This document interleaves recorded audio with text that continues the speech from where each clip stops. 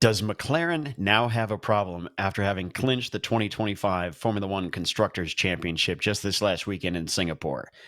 Well, folks, I seem to think that, yeah, I think they do. Because that first lap, Lando Norris, who came into that race 25 points down on his teammate, championship leader Oscar Piastri, put his elbows out on that first lap and effectively nerfed Piastri out of the way. And it took Piastri a while to kind of come back, but he was never really a challenge for Norris. So some of the in-race radio that they pulled up on the TV feed talked about, is Piastri asking, are they going to make Lando give that back? Are they going to talk? And they said from the pit lane, they'll talk about it after the race. And then Piastri was like, well, is this how we're going to race? Okay, now I know. So I believe that McLaren is on very treacherous footing here with their driver pairing for the remaining 6 races of the season. Everybody all season long, everybody that I've talked with, every sense that they've gotten is that Lando's been too nice. And Lando was not Mr. Nice Guy at the beginning of the Singapore Grand Prix this last weekend. And kudos to him.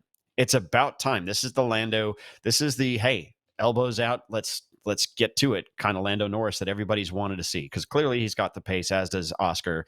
I know there's been some team tactics within McLaren for the season, having Piastri give Norris, the spot back at Monza and all that stuff. And now there's clearly a little bit of an annoyance there, maybe a little bit of a rift with Piastri and how Norris handled himself. But, the question at the time of that incident in the race, which wasn't really even an incident, it was he had contact with Verstappen.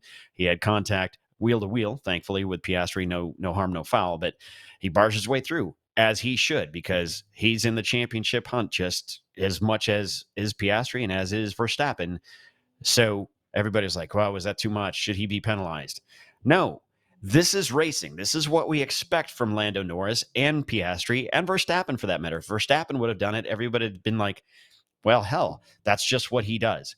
And thank God we finally saw it out of Lando Norris. But this is the deal now. Again, 6 races to go. Lando picked up 3 points on Piastri, so he's only 22 points back with 6 races to go. The next one being in 2 weeks' time here in the United States at Circuit of the Americas in Austin, Texas. I think Zach Brown and Andrea Seidel are going to have to really watch those guys, because if they don't have a clear understanding of what's going on and their freedom to race, as they said during the telecast, this could all turn to crap in a hurry, right? These guys could be taking each other out, and Verstappen's not so far back in the point standings that he's not out of it. He could make a run on the higher speed courses. Obviously, that Red Bull's been good, but now, again, Piastri and Norris, they're on the verge of this being a real problem for the remainder of the season. And it's a little reminiscent of 90 and 91.